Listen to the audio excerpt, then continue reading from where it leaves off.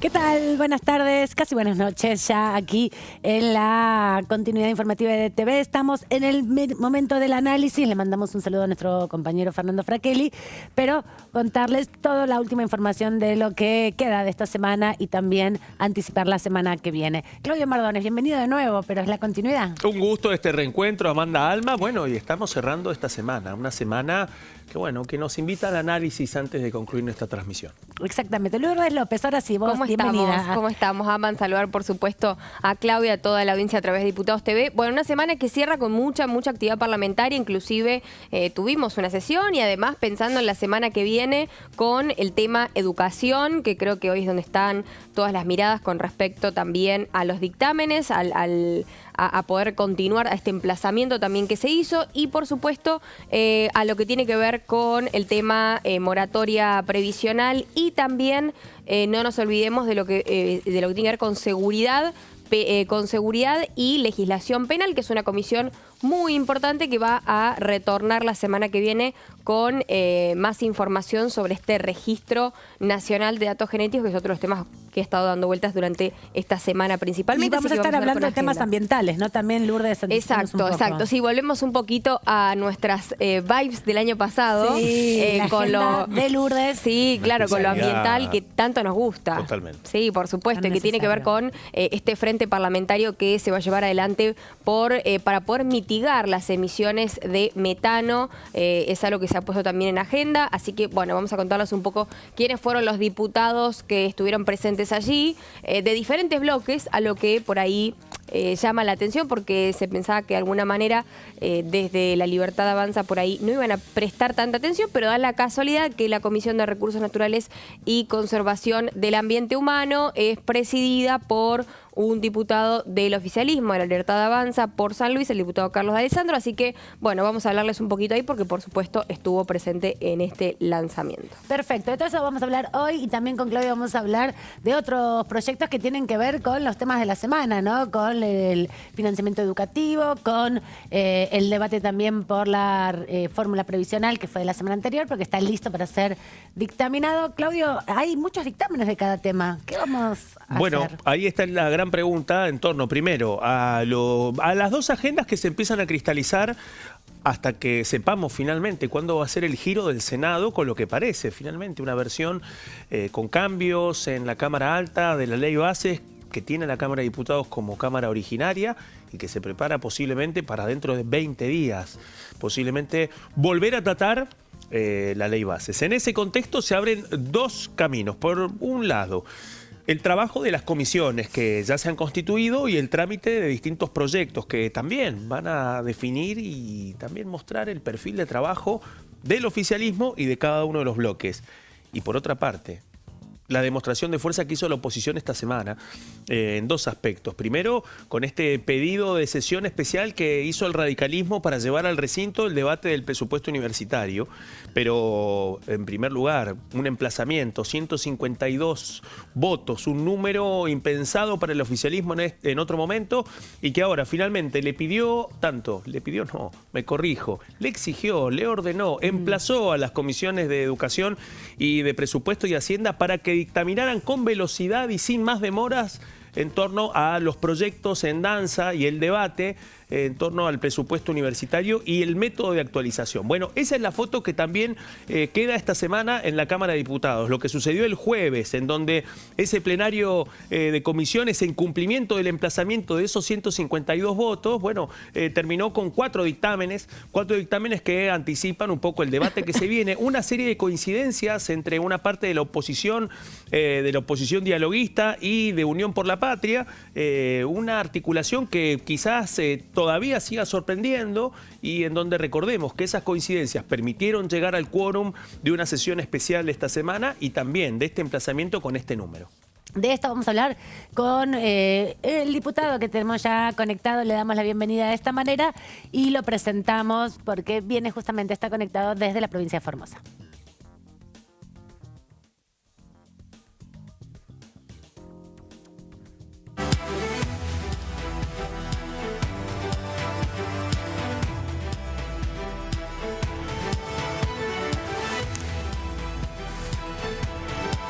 Le agradecemos al diputado Carvajal por estos minutos aquí con el análisis, no solamente con protagonista de la sesión, de los debates parlamentarios de estos días, sino de una acción importante que llevaron a cabo y se dio a conocer hoy. Diputado, ¿cómo está? Bienvenido. Cuéntenos un poco sobre esta denuncia que presentaron junto a otros legisladores de su bloque. Bueno, ¿cómo están? Buenas tardes. Tiene que ver con la denuncia, con el viaje del presidente Milei y de otros miembros de su comitiva en este viaje particular a España, que bueno, alcanzó ribetes verdaderamente graves como consecuencia del estropicio diplomático que causó el presidente metiéndose en cuestiones en las que no debió haberse metido, quebrando las buenas reglas de educación que tienen las relaciones diplomáticas y confundiendo su carrera política internacional con lo que es la realidad de nuestro país y las necesidades del país. Pero lo más grave, que es lo que hemos puesto en la denuncia, es que este es un viaje de carácter privado. Esto es así porque jurídicamente fue calificado como un viaje privado por el propio gobierno y sin embargo fue solventado con fondos públicos. El viaje fue privado porque muy claramente las actividades que motivaron y que justificaron la organización del viaje son de carácter privado. Era un evento partidario de la ultraderecha europea a la cual el presidente decidió asistir, y luego la presentación de un libro de su autoría. Entonces esto no tiene nada que ver con la defensa y la gestión de los intereses nacionales en el extranjero.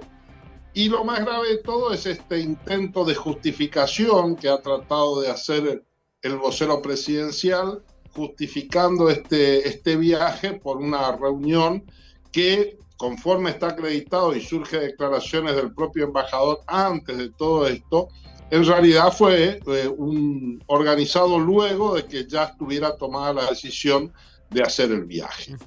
Entonces, tanto desde el punto de vista jurídico como desde el punto de vista político, no hay razón alguna para que el Estado Nacional tenga que afrontar los gastos que implica un viaje de esta naturaleza, en el cual, reitero, no se ha dado ningún tratamiento a ningún tema de interés nacional, sino exclusivamente la agenda personal del presidente. Diputado, ¿y qué? Algo similar con el secretario de culto, ¿no? Que fue al mismo evento a dar un discurso verdaderamente espantoso que atrasa 5 siglos, pero bueno, más allá del discurso, que tiene derecho a hacerlo, van a hablar mal del Estado, pero resulta que después se pagan los pasajes y los viáticos con los fondos del Estado. Diputado, ¿qué Entonces, implicancias acá tiene? hay una contradicción instalada. ¿Qué implicancias tiene hacer este tipo de denuncias y cuáles son las expectativas que tienen desde los diputados que lo acompañan para presentar esta iniciativa?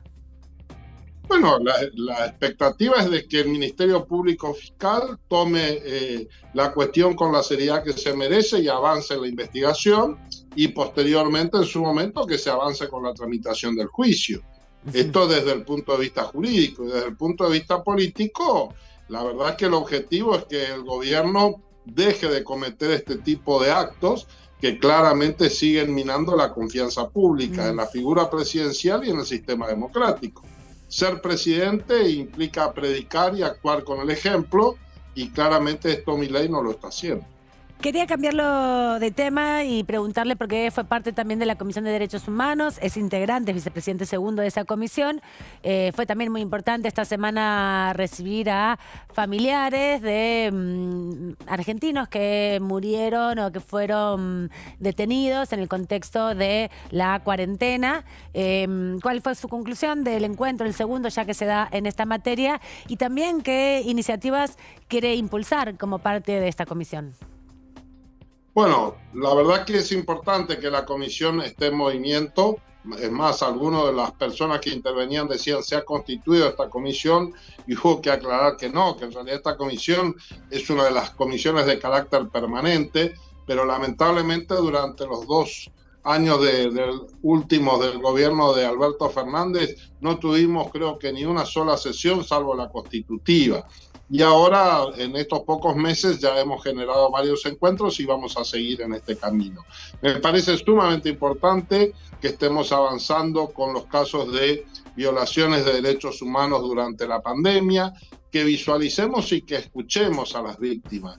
Creo que el efecto inmediato que tienen estos encuentros es que los reconocemos, el Estado reconoce a estas personas en el carácter de víctimas y esto es el comienzo del proceso de sanación social.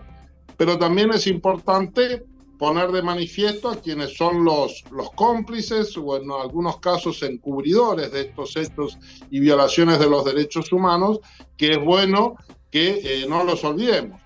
Así que vamos a seguir en este camino y de parte nuestra lo que tenemos previsto es ver la posibilidad de que la Comisión de Derechos Humanos, por lo menos algunos de sus miembros, se constituyan aquí en la provincia de Formosa para poder recabar los testimonios acá en el lugar, porque bueno, por cuestiones de tiempo y espacio, no todos van a poder ir a Buenos Aires, entonces que sea la comisión la que venga a Formosa, tome estos testimonios y luego los volquemos en una sesión de la propia comisión en Buenos Aires. Así que vamos a seguir trabajando en este aspecto y creo que es sumamente importante que estemos mostrando que hay que defender los derechos humanos en tiempo real, como se dijo en esta última sesión.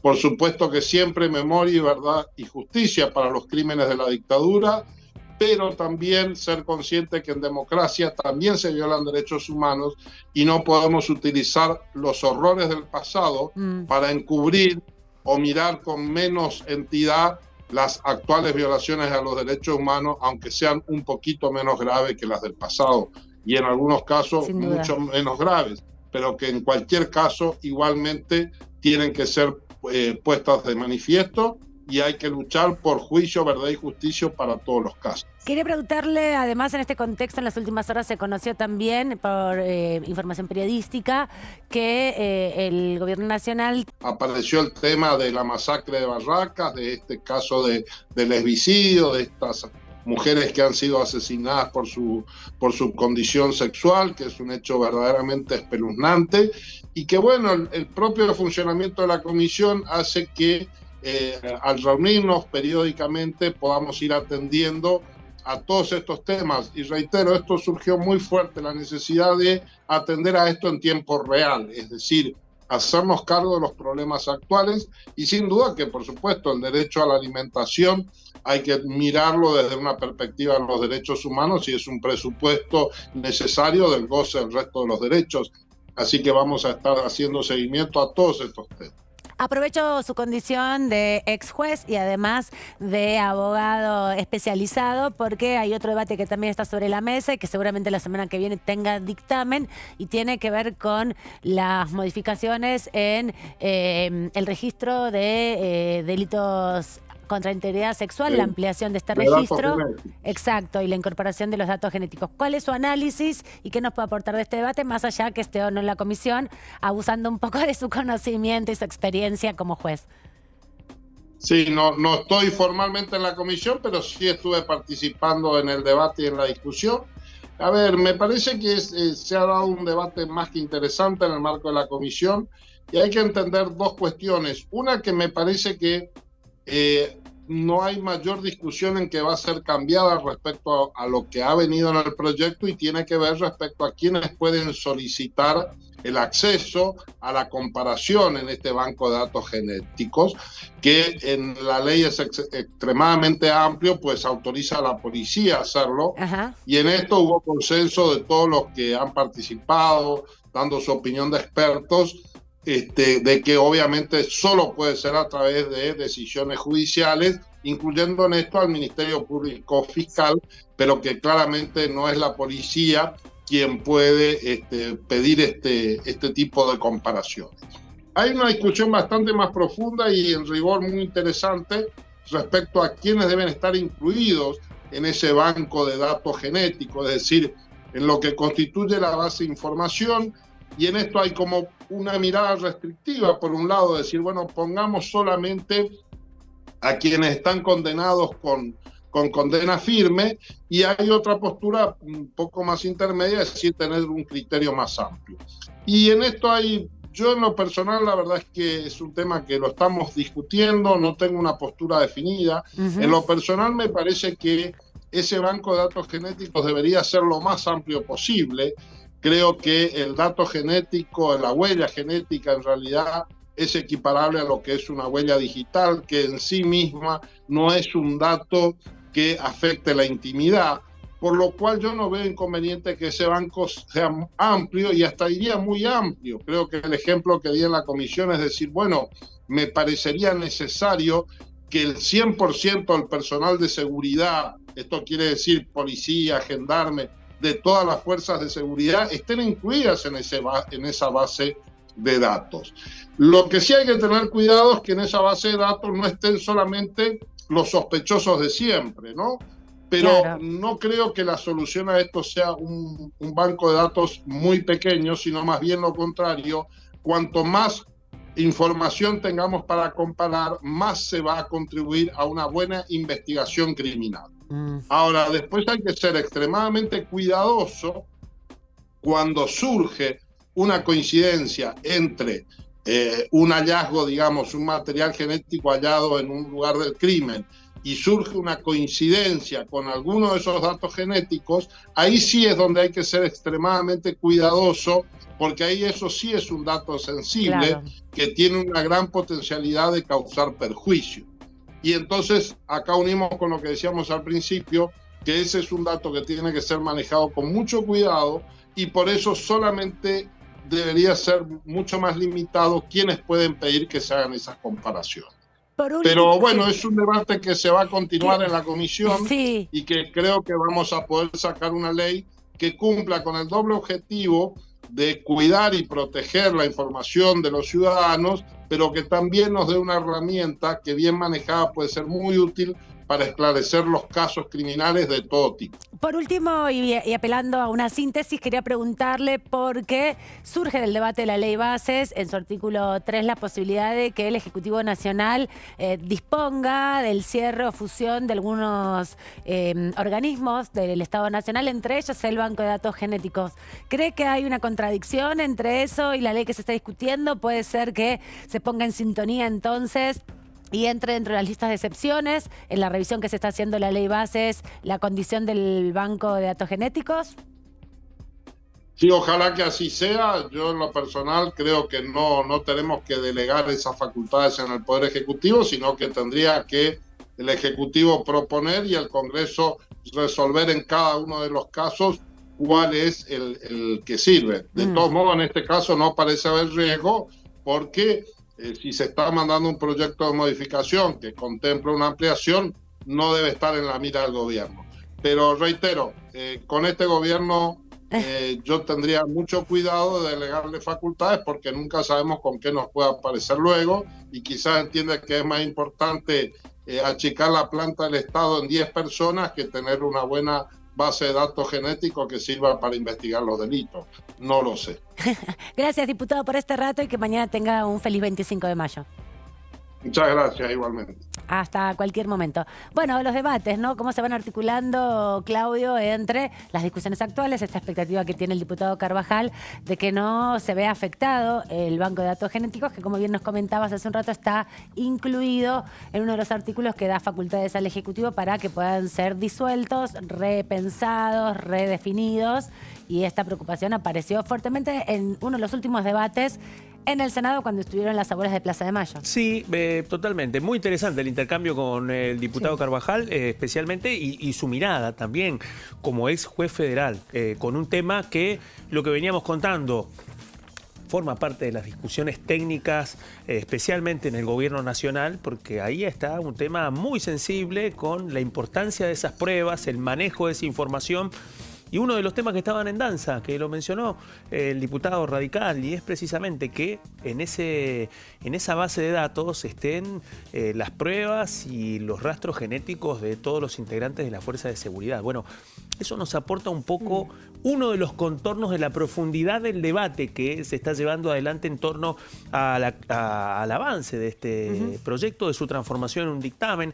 Hay que ver en ese contexto cómo va a ser, y la llamativa pregunta que surge en torno a, bueno, cómo puede impactar esto en torno al artículo 3 de la Ley Bases, un tema que además distintos actores de la oposición no han tomado ese guante. Es un guante que hasta ahora ha quedado vacante, especialmente por este tema. Solamente se habló, como vos decías, Amanda, en el debate en comisión, durante la etapa informativa, cuando estuvo Pérez Rosenblit, uno de los nietos recuperados, y también Estela de Carlotto. Hablaron de esa dimensión del banco de datos genéticos, pero llamativamente todavía no se ha abordado lo otro. El Banco Nacional de Datos Genéticos puede ser una pieza clave en precisamente conseguir estas pruebas, en cuidarlas y en precisamente hacer el análisis genético. Y hay que ver cómo se va a cruzar un debate de un lado para el otro del Salón de los Pasos Perdidos. Cuando se vaya moviendo más la ley base, que todavía está estancada por ahora en el Senado, veremos también qué reacciona hay aquí en la Cámara de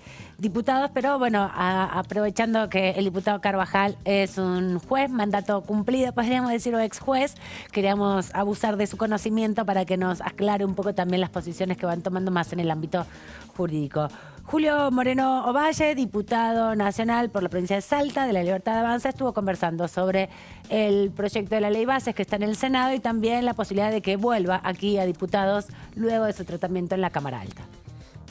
No, yo digo que la ley tiene que salir de cualquier manera, beneficiando, por supuesto, concretamente a inversiones, generaciones de trabajo, reactivación y crecimiento de nuestra economía, que es lo que nos está faltando, que lamentablemente desde el Ejecutivo, a través de DNU y de políticas que se están implementando, van bajando la inflación, se va generando un clima bastante interesante para, bueno, incentivar a los inversores. Estamos convencidos, bueno, obviamente los gobernadores del sur pueden tener algún tipo de pretensiones, gente del RIGI también pueden decir, señores, va a pasar esto, va a pasar lo otro, pero yo creo que el temor que puedan tener con el RIGI, de alguna manera hay organismos que pueden controlarlos. Y después hay otro tema que hay que tener claro. Ahora no se está cobrando impuestos de nada porque no hay inversiones. Sí. Bienvenidos RIGI, que inviertan. Y ahí sí vamos a empezar a hablar de cobrar inversiones, se podrán modificar de alguna manera. Todas las provincias, digamos, productoras de litio, concretamente las provincias que están limitando con la cordillera, se está cambiando la matriz productiva. Sí. ¿Y qué digo con eso? Hoy la minería va a generar inversiones muy fuertes, incluso justamente estamos esperando inversores la semana que viene, especialmente de litio, que ya anunciaron que van a invertir, ya habiendo invertido 2.000 millones de dólares ya en Salta y Jujuy, van a invertir 1.000 millones de dólares por año en proyectos mineros. Obviamente esto es una empresa y imagínense la cantidad de empresas que puedan tener. Bueno, los debates que se dan y el análisis, obviamente, del oficialismo que está esmerándose para conseguir los votos que le son bastante esquivos en la Cámara de Senadores. Recordemos, tiene solo 7 senadores representando al Poder Ejecutivo, al Partido de Gobierno, la Libertad Avanza. Luego, bueno, hay una relación bastante fluida con el PRO, que tiene otros 6 legisladores en la Cámara Alta, 6 senadores de la Nación. Y luego sí, ya el resto de los bloques de la oposición también, algunos acompañando más cercanamente al Ejecutivo Nacional, otros aportando muchas modificaciones estructurales, como por ejemplo en el régimen de grandes inversiones. Nos vamos a la pausa, estamos en el análisis, el horario de Fernando Fraqueli. Volvemos enseguida, tenemos todavía algunas placas para compartir con ustedes y enfocarnos en la agenda de lo que viene a partir del martes de la semana próxima.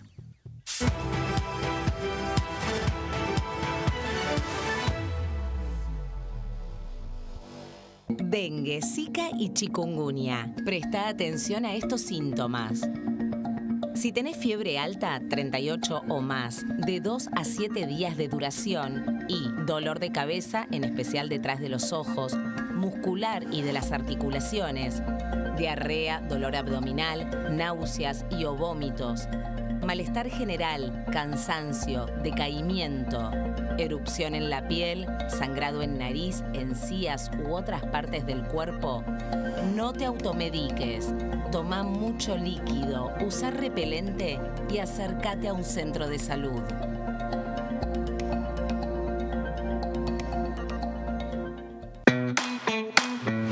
Información. Actualidad. Noticias. Inclusión. Libertad.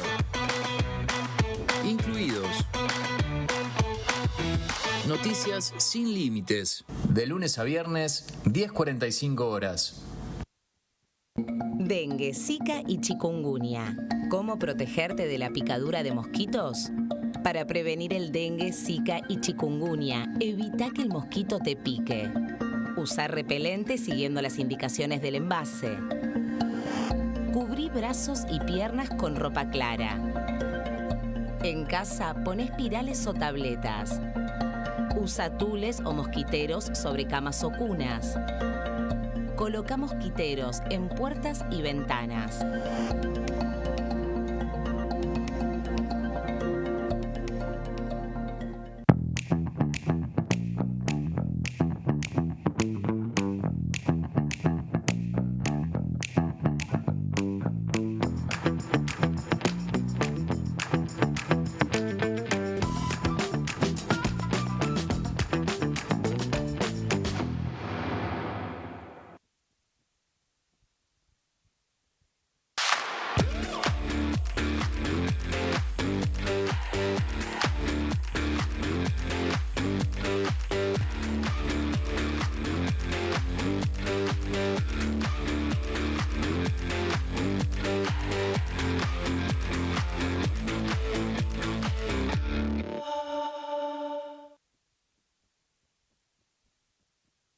En este momento, millones de niños y niñas tienen desnutrición severa. Algunos están tan débiles que apenas pueden pararse. Pero con tu ayuda podemos salvar a los niños. Este alimento terapéutico listo para usar está lleno de vitaminas y nutrientes esenciales que ayudan a los niños y a las niñas a recuperarse de la desnutrición. Gracias a personas como vos, ayudamos a salvar a millones de niños cada año. Da un simple paso. Dona ahora y ayúdanos a seguir salvando vidas.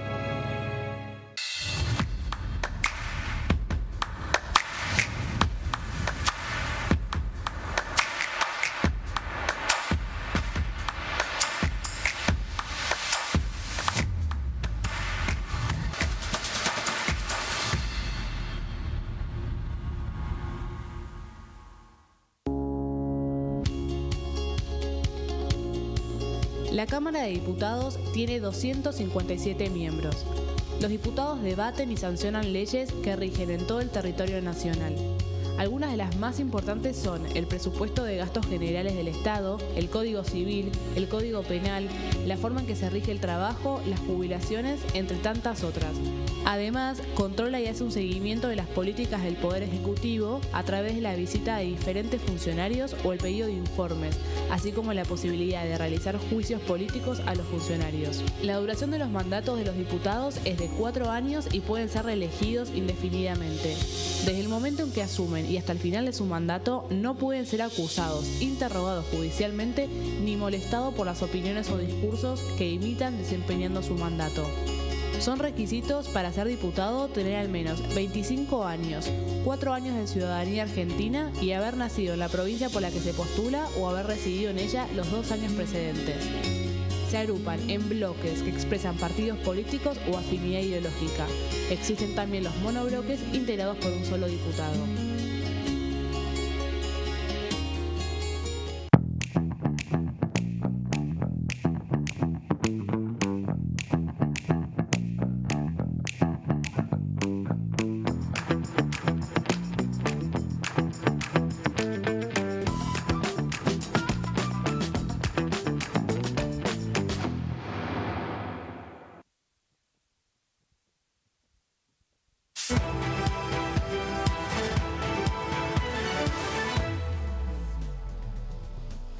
Seguimos aquí en el análisis, compartiendo con ustedes ya los últimos minutos de este día viernes, de esta semana súper intensa en la Cámara de Diputados.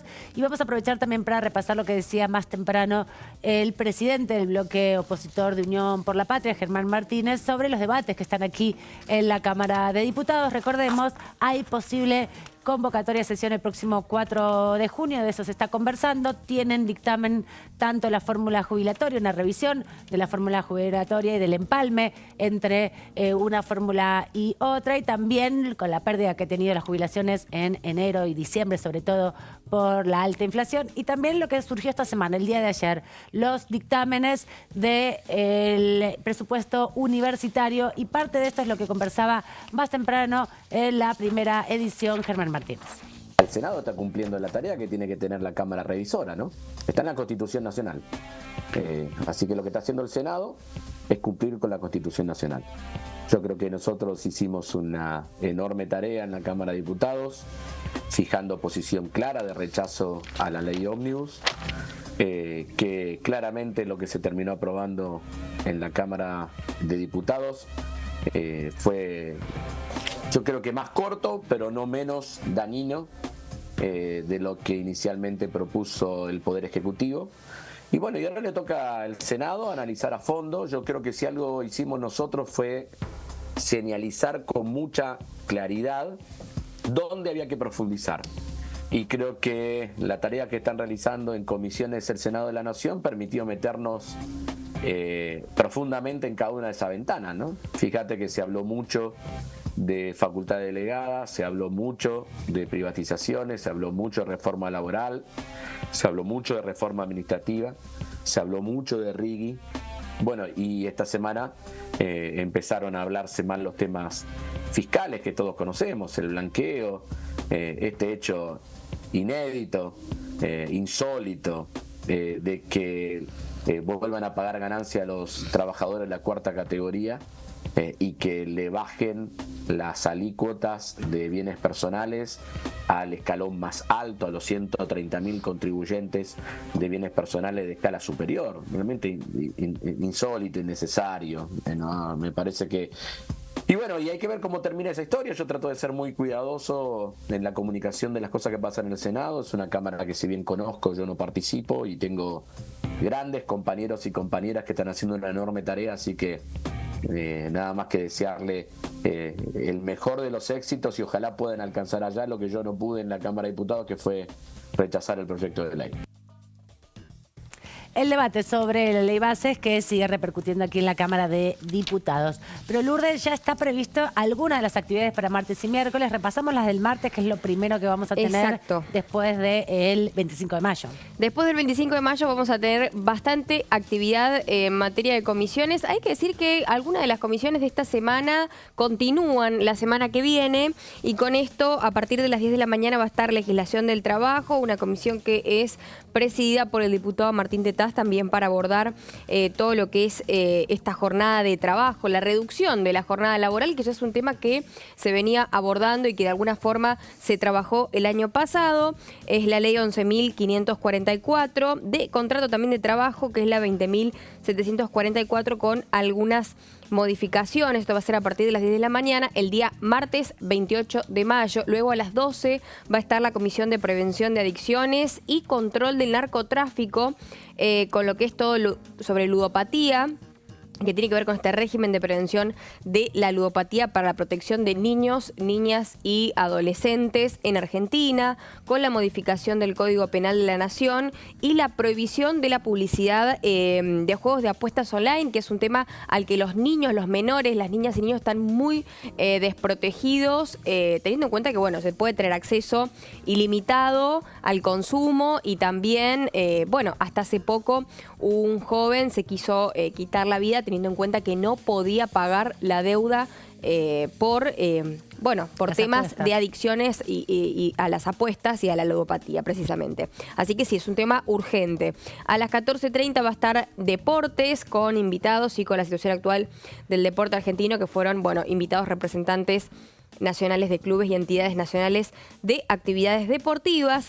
Después, en el Salón Delia Parodi, Va a estar todo lo que es legislación penal a las 17 con seguridad interior, así en esa reunión conjunta, para tratar lo que es el Registro Nacional de Datos Genéticos en este proyecto de ley de fecha del 15 de abril de 2024 sobre la modificación a la ley 26.879. Todo esto que veníamos recién hablando con el diputado Carvajal de la provincia de Formosa tiene que ver también con enriquecer de alguna manera este banco de datos genéticos, ¿no?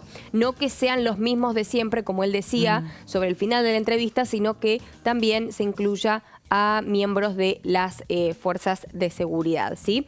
Esto es otro de los temas también que se están abordando con respecto a la legislación penal, que va a estar a las 18 horas en... Despiden, digamos, a los de seguridad interior. Van a salir un ratito y se quedan solo legislación penal. Bueno, eso es para trabajar más que nada algunos proyectos de ley de fecha del 27 de septiembre del año pasado, de 2023, que se apruebe el tratado entre República Argentina y República de Serbia sobre el traslado o la extraditación de que serían personas condenadas y cooperación por el cumplimiento de sentencias penales, aprobar las enmiendas al artículo 8 del Estatuto de Roma de la Corte Penal Internacional adoptadas por la Asamblea de Estados de Partes del Estatuto de Roma en la Corte Penal Internacional en su 16ª sesión en la ciudad de Nueva York, Estados Unidos de América, el 14 de diciembre de 2017. Así que bueno, algunos temas ahí.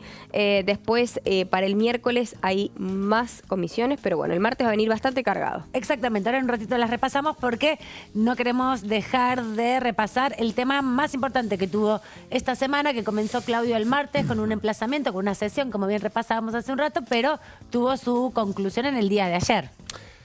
Y finalmente se terminó de cristalizar un debate que viene sucediendo en esta Cámara y que ya tuvo dos intentos previos. Uno que no llegó a concretarse y que fue impulsado por Unión por la Patria para forzar el tratamiento de una actualización jubilatoria. No prosperó porque finalmente, con una comisión hasta ahora no constituida de previsión social, quedó en manos del radicalismo. Ese fue el primer intento. Después vino el segundo, posterior a la movilización universitaria del 23 de abril. Un pedido de sesión especial impulsado por Unión por la Patria para tratar dos temas. Uno, los métodos por ley de actualización del presupuesto universitario y, por otra parte, la reimposición del fondo de incentivo docente que está sin afectación desde el 1 de enero, aunque están los fondos, según reconoció el gobierno nacional en las preguntas que le han hecho distintos diputados. Bueno, en ese contexto es donde finalmente vamos a repasar el antecedente de lo que se viene en torno al debate de la actualización del presupuesto universitario. Vamos en primer lugar con los datos que surgen, ya las definiciones para la semana que viene. Primero, hay un pedido ya de la oposición de sesionar el próximo 4 de junio a las 3 de la tarde. Y el antecedente inmediato es el martes. El martes la sesión que finalmente se concretó a contrapelo de los deseos del oficialismo, impulsado por el radicalismo, y este martes, el primer dato, lograron constituir y llegar al quórum, llegar a los 129, en una combinación de voluntades de radicales, integrantes de Hacemos Coalición Federal, del peronismo, del Frente de Izquierda, y en ese contexto, finalmente, tanto el oficialismo como el PRO bajaron luego de este hito, que lograron finalmente llegar al quórum, a los 129 sentados y sentadas en el recinto más grande de este Congreso para sesionar. Y el segundo dato que surge, 152, es el número de votos que finalmente, haciendo uso de la soberanía que tiene la Cámara de Diputados, le ordenó, emplazó a las comisiones de presupuesto y de educación para que finalmente traten los proyectos y dictaminen respecto a la actualización del presupuesto universitario. Bueno, el último hito es este jueves, en donde finalmente las dos comisiones se reunieron para dictaminarlo. Vamos a ver en la siguiente placa. Y vamos ahora con los detalles. Bueno, estamos hablando de 4 dictámenes. El primer dictamen es el dictamen de la primera minoría, la mayoría, que es Unión por la Patria. Patria llegó a alcanzar las 34 firmas, 34 ganchos en este contexto. Ahora vamos a ver bien de qué se trata. El segundo dictamen, bueno, también una demostración de fuerza para un oficialismo en una situación adversa. Tanto el PRO como la Libertad Avanza lograron firmar un segundo dictamen y alcanzaron 26 firmas. O sea que Unión por la Patria hizo valer su mayoría, su 40% en ambas comisiones. Totalmente, y ahora vamos a ver un poco, sin pasar a la siguiente placa, porque ahora terminamos con el detalle, pero cuáles son las coincidencias y las diferencias. Pero terminamos la lista de los 4 dictámenes. Vamos al tercer dictamen. El tercer dictamen, la Unión Cívica Radical más Hacemos Coalición Federal. Estamos hablando de la coalición cívica, fuera de Hacemos Coalición Federal, pero también poniéndole el gancho y el bloque que conduce Miguel Ángel Pichetto. A eso se suma Innovación Federal, el bloque de fuerzas provinciales como Misioneros y Rionegrinos. Bueno, todos también le pusieron la firma a un dictamen que es el tercero en su importancia por la cantidad de firmas reunidas, 21 firmas. Y el cuarto dictamen, el del Frente de Izquierda, que alcanzó a tener solamente 2 firmas. Bueno, ahora sí, pasamos luego ya a la cuarta placa y ahí vamos a ver un poco para comprender hasta dónde han llegado estas articulaciones que sucedieron en la semana, articulaciones que tienen un dato importante para pensar, y es que tanto radicales como integrantes de Hacemos Coalición Federal se venían cuidando mucho en estos 5 meses de no votar con el panperonismo. El límite era no votar con el kirchnerismo y no quedar pegados a las votaciones del kirchnerismo. Bueno, con el correr de las semanas, bueno, eso fue cambiando. Los intentos, el tamiz de esas voluntades tuvo que ver con los intentos anteriores. El que no llegó para debatir la fórmula jubilatoria, el que no se concretó finalmente porque quedó sin quórum, es decir, que quedaron todos sesionando en minoría y que fue el intento posterior a la movilización universitaria, y el del martes, en donde finalmente llegaron al quórum, y en ese contexto surge esto. ¿Cuál es la principal coincidencia? La idea era que, al menos luego de haber llegado al quórum, luego de haber votado el emplazamiento, que existiera un dictamen que articulara las voluntades de Unión por la Patria junto con el radicalismo y juntos con Hacemos Coalición Federal. Finalmente no sucedió. Esa posibilidad duró durante el plenario de este jueves, duró aproximadamente 40 minutos la posibilidad, hasta que Maximiliano Ferraro del bloque de la coalición cívica anticipó de que no estaban de acuerdo con todos los puntos que estaba planteando el panperonismo para sumar al dictamen, y por lo tanto no iban a firmar un dictamen conjunto. Pero hay una coincidencia muy importante que invita a preguntarse qué es lo que va a pasar en el recinto, porque todavía cuando lleguen al recinto existen posibilidades de negociación. La principal coincidencia es este tema, la actualización a través del índice de precios del consumidor cada 2 meses del presupuesto universitario para todas las casas de estudio. Bueno, es la principal coincidencia. Vamos a repasar un poco lo que tiene que ver con las diferencias. En primer lugar, el dictamen de la Libertad Avanza y el PRO lo que busca es llevar a un proyecto de ley, a un dictamen, el acuerdo firmado entre el Ministerio de Capital Humano a través de la Secretaría de Educación con el Consejo Interuniversitario Nacional. Bueno, recordemos, fue un tema incómodo para el radicalismo porque la primera ampliación presupuestaria fue solamente para la Universidad de Buenos Aires. Luego, los integrantes del CIN, del Consejo Interuniversitario Nacional, cuestionaron esa estrategia del gobierno. Dijeron, la verdad que no es la forma tratar de fracturar las coincidencias que hay entre todos los rectores de las universidades de todo nuestro país en un reclamo en torno al aumento del presupuesto universitario. Y finalmente hubo otra reunión en donde hubo un acuerdo en donde el mismo aumento que se había pactado para la Universidad de Buenos Aires iba para el resto de las universidades. Estamos hablando de un incremento especialmente afectado a cuestiones, por ejemplo, el funcionamiento operativo y también cuestiones muy sensibles como los hospitales universitarios. Bueno, la idea de Hacemos Coalición Federal es plantear específicamente eso y tratar de sostener en el Congreso de la Nación la posición del Gobierno Nacional. El otro dictamen, y acá es donde viene la mayor cantidad de diferencias, es lo que propone Unión por la Patria. Unión por la Patria, además de la actualización a través de IPC cada 2 meses, suma los siguientes temas: que esta actualización se extienda para los organismos de ciencia y tecnología, también para las áreas de extensión universitaria, también para los institutos universitarios. Y ahí sí, vamos a la última placa de este informe y tiene que ver con otro tema muy sensible y son todas las obras de infraestructura de las 60 universidades públicas argentinas que han quedado frenadas en el contexto de esta situación. Negociación entre las universidades con la Subsecretaría de Políticas Universitarias cruzadas por un año sin presupuesto 2024 y a merced de la actualización de las partidas. Bueno, esas partidas son las que finalmente parece que se reordenarían, pero en ese cálculo las obras de infraestructura quedan totalmente frenadas por completo. Este es otro de los puntos que incluye Unión por la Patria en su dictamen. El dictamen de la primera minoría, pero que quedó a un pasito de llegar a un acuerdo mayor con las demás fuerzas políticas. Se suman otros puntos que también cierran el mapa de desacuerdos y diferencias que impidieron una coincidencia mayor. Y me refiero, en primer lugar, a la actualización de los salarios docentes y no docentes, que este es otro punto que no está en los otros dictámenes. Claro. Y a eso se suma también las becas Progresar, que también quedaron muchas sin efecto y desactualizadas. Bueno, ahí el último dictamen, el dictamen del FIT, lo que busca el Frente de Izquierda es, en primer lugar, declarar la emergencia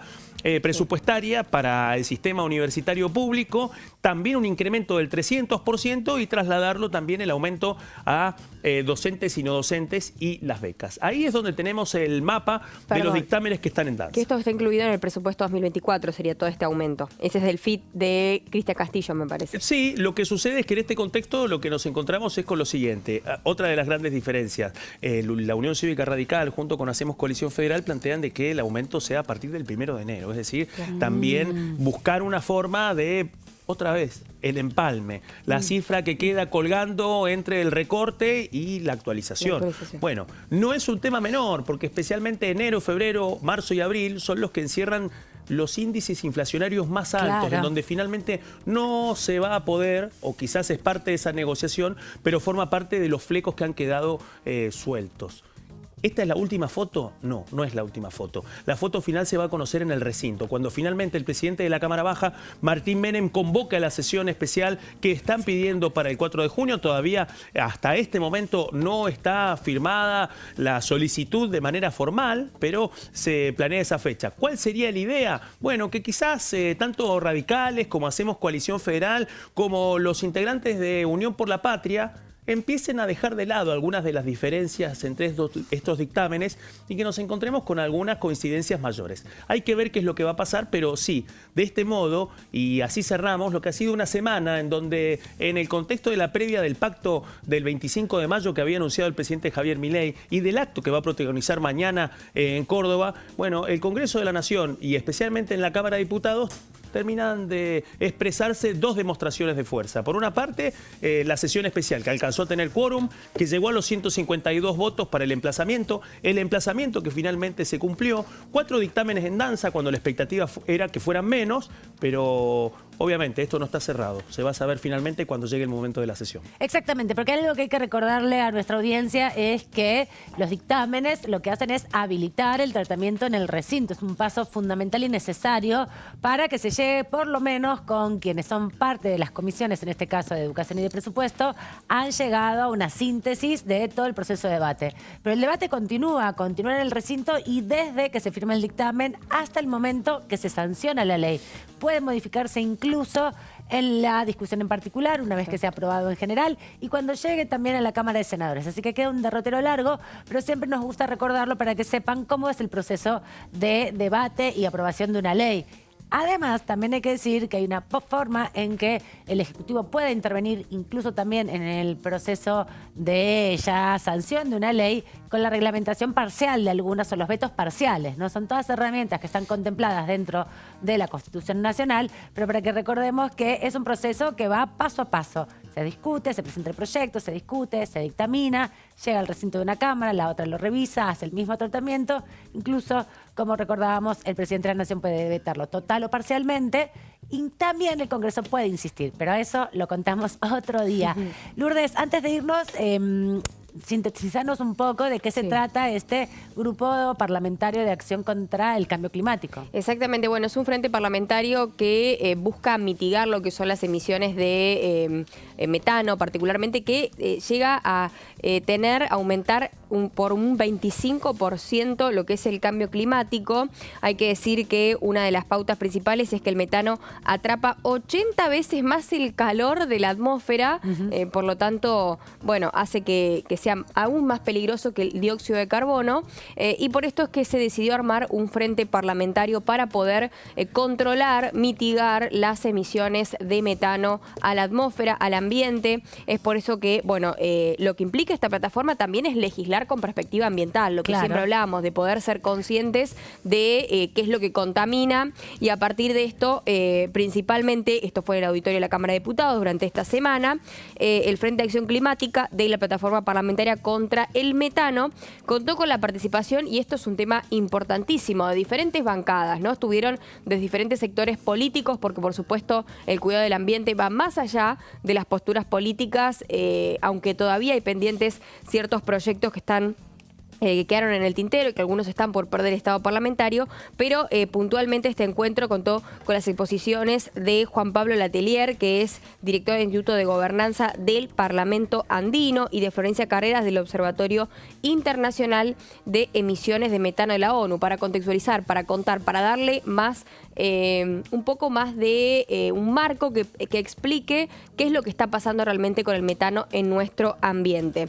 Y además estuvo, por ejemplo, el diputado socialista Esteban Paulón, quien hizo hincapié en que iniciaron este camino de trabajo conjunto ante la gravedad que tiene el cambio climático para el mundo y la urgencia con la que hay que actuar. Así que se proponen también crear un marco legal que nos permita avanzar, esto decía el diputado, en todas las acciones de mitigación del cambio climático. También estuvieron senadores, estuvo en este caso la senadora Edith Terenzi de Unión Cívica Radical, que es la presidenta de la Comisión de Ambiente en el Senado, y otros senadores también acompañando esta iniciativa, así que desde diferentes sectores se unieron para formar el Frente Parlamentario contra la emisión de metano. Buenísimo. Estas también son prácticas que llevan adelante los legisladores para ir articulando y generando masa crítica, generando agenda. Si bien existen comisiones sobre recursos naturales en ambas cámaras, se está discutiendo también en el marco de la ley bases este debate, y también en el marco del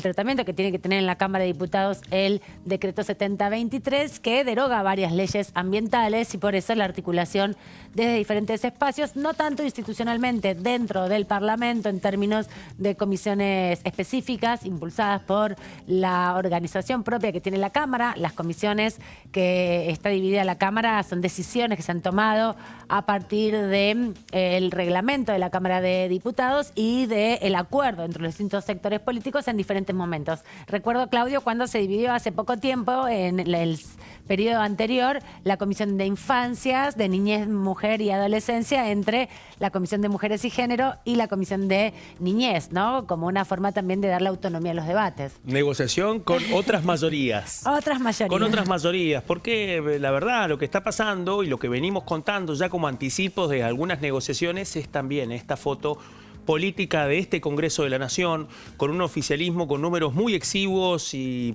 con dificultades para construir mayorías en las dos cámaras del Congreso de la Nación, y eso, la extensión de los trámites, la complejidad de las negociaciones. Y el otro punto estructural, especialmente este primer semestre de la presidencia de Javier Milei, la ausencia de un presupuesto 2024 que abre otros interrogantes, no solamente con la universidad pública, sino con otros temas. Por ejemplo, a Amanda Alma le pregunto, ¿qué tienen en común Córdoba, Jujuy, Neuquén, Comodoro Rivadavia? Bueno, son muchas de las ciudades más importantes de nuestro país. Sí. Tienen intendentes de distinto pelaje político, algunos peronistas radicales del PRO. Bueno, han decidido movilizarse hacia las puertas del Congreso de la Nación. Falta conocer la fecha y lo van a hacer a partir de otro tema vinculado a la discusión presupuestaria, y es la finalización del Fondo Compensador para el Transporte Público del Interior. La disparidad que está surgiendo entre el boleto en distintas ciudades del interior de nuestro país y lo que está sucediendo en torno a la última decisión que tomó el Gobierno Nacional la semana pasada de actualizar las partidas de subsidios para el área metropolitana de Buenos Aires, abre otro capítulo en la discusión del transporte colectivo. Sabemos que en parte el otro costado de esa mesa tiene tiene que ver con la discusión salarial entre la Unión Tranviaria, Trabajadores Tranviarios Argentinos y las empresas, pero en un tironeo de subsidios que ahora suma este componente a los jefes comunales de más de 20 ciudades muy importantes de nuestro país. Bueno, pensaba en común, me quedé pensando que tenían no solamente el transporte, sino también Radio Nacional, ¿no? Que también todas esas ciudades que vos nombraste tienen a la radio pública con una sede allí. Así que varias cosas se cruzan en cada una de estas ciudades. Gracias, Claudio, por toda la información y por este rato, estas horas conmigo. Un placer. Y gracias, Lourdes, también por compartir este momento aquí en el análisis. Todo esto que decís de la importancia de Radio Nacional en cada rincón, ¿no?, de nuestro país. Así que, bueno, que tengan todos un buen fin de semana y feliz Día de la Patria para todos. Muchísimas gracias. Nosotros ya cerramos aquí el aire de TV. Nos encontramos nuevamente el lunes con toda la información. Hay muchas comisiones para esta semana y definiciones que van a estar aquí presentes porque esto es el periodismo en el Congreso.